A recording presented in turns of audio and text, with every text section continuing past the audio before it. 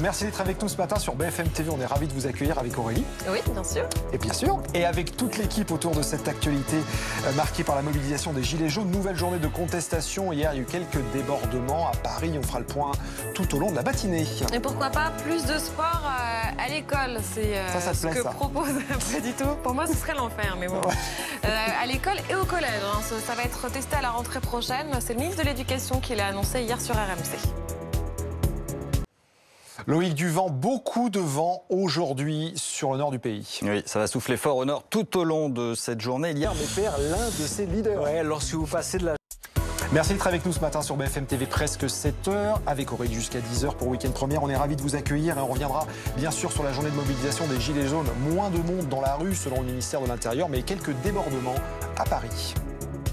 Le père d'Albert Chenouf, une des 7 victimes de Mohamed Merah, lance un appel au président et lui demande d'empêcher ce retour en France de djihadistes. Le père d'Abel Chenouf, avis de tempête ce dimanche, 18 départements du Nord-Est. 7h36, la pépite est en avance, dis donc, ce matin. Bonjour, Nina. On parle d'une histoire qui montre que l'honnêteté paye. Exactement. Qu'est-ce que vous... Sympa. Donc c'est ce qui est arrivé à un Breton de 27 ans la semaine dernière. C'est le journal Ouest France qui raconte cette histoire. Donc le jeune homme attendait un colis, il signe, il récupère le colis et là c'est plus lourd que prévu, beaucoup plus lourd que prévu. Et pour cause, à l'intérieur, quand il l'ouvre, c'est rempli de louis d'or et de lingots d'or. Qu'est-ce qu'il fait avec ce trésor? Qu'est-ce qu'il fait avec ce trésor? Il sait qu'il n'est pas le destinataire, donc il essaye de trouver lui-même le destinataire, il n'y parvient pas. Et du coup, il est allé au commissariat rendre le colis. Là, c'est devenu un petit peu la star du commissariat, comme vous l'imaginez. Donc la police l'a félicité, l'a pris en photo.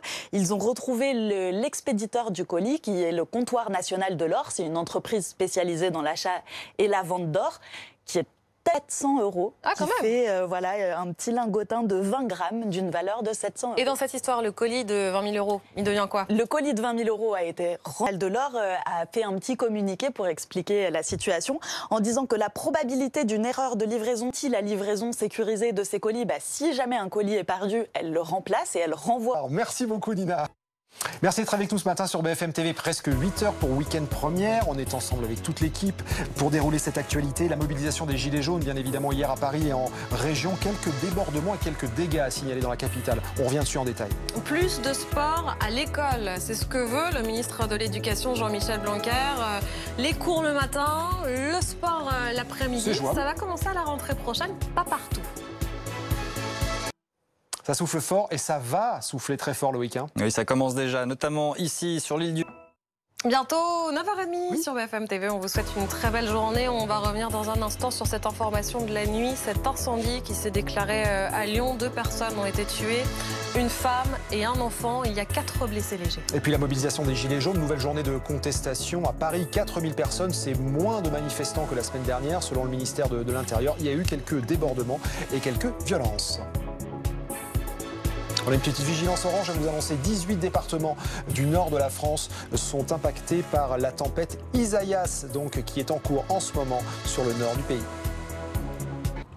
9h40, c'est l'heure de la deuxième pépite de Nina Godard. Nina, on s'intéresse à la nouvelle star du Congrès américain, la représentante de New York, Alexandria Ocasio-Cortez, qui a fait un nouveau coup d'éclat. Absolument. Cortez, c'est la plus jeune élue du Congrès. Hein. Elle a été élue à 29 ans. Elle a gagné contre un ténor des Républicains, un poids lourd. À la surprise générale, un mois avant, elle était barmaid. Elle n'avait jamais fait de politique.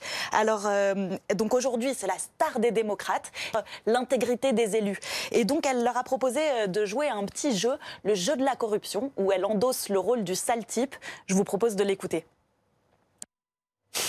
Belle démonstration en tout cas. Jolie démonstration. Hein. Alors, comme vous l'imaginez, une vidéo à la base pour lui nuire, où on la voyait danser à l'époque où elle était lycéenne.